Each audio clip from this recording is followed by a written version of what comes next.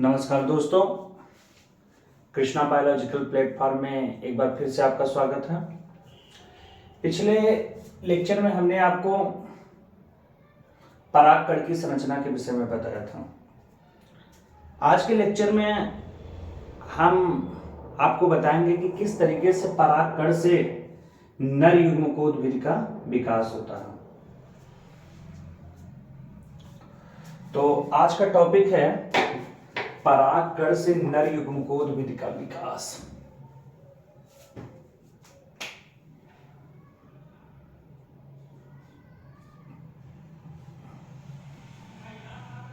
परागकण से नर युग्मकोद्भिद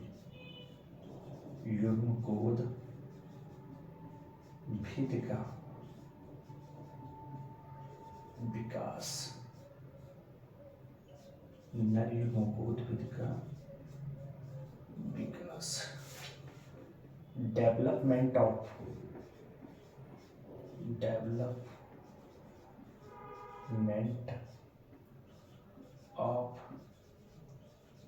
मेल गैमेटोफाइट।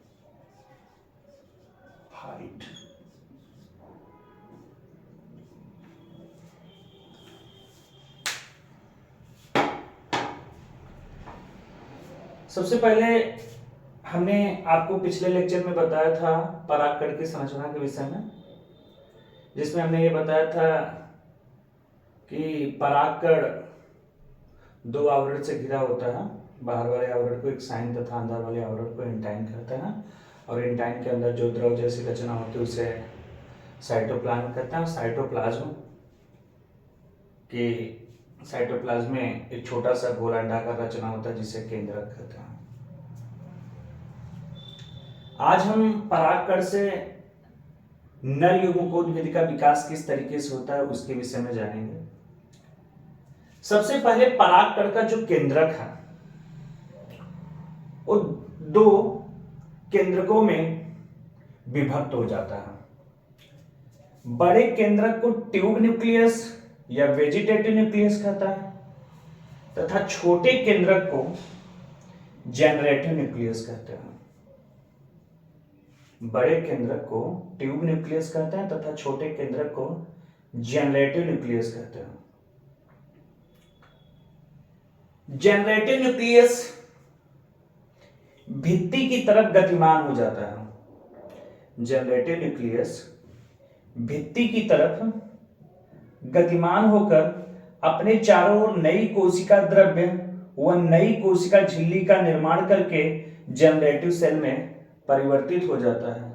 इसी प्रकार वेजिटेटिव न्यूक्लियस भी अपने चारों तरफ नई कोशिका द्रव्य व झिल्ली का निर्माण करके वेजिटेटिव सेल में परिवर्तित हो जाता है।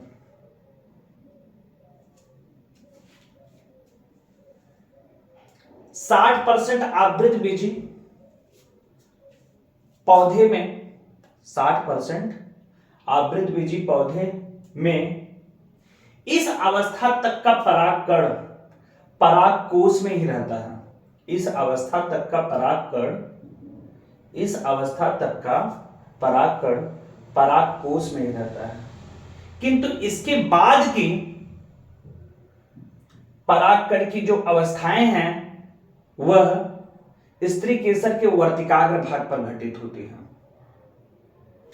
इस अवस्था का परागकण जब परागकोश से स्वतंत्र हो जाता है तो परागण की प्रक्रिया में स्त्री केसर के वर्तिकाग्र भाग पर पहुंचता है। परागण की प्रक्रिया में स्त्री केसर पर आए हुए परागकण का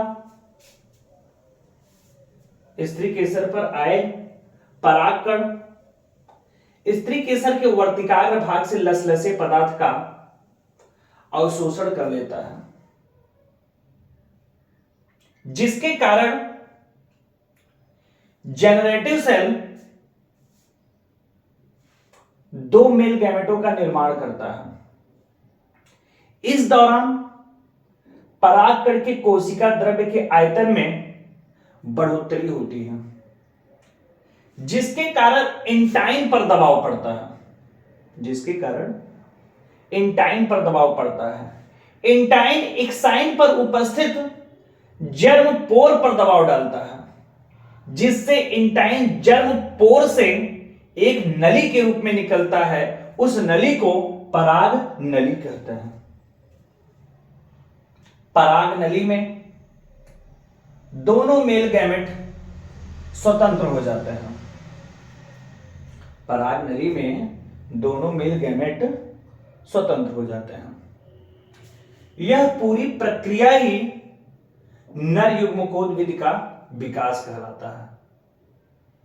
यह पूरी प्रक्रिया ही नर युग्मकोद्भिद का विकास कहलाता है।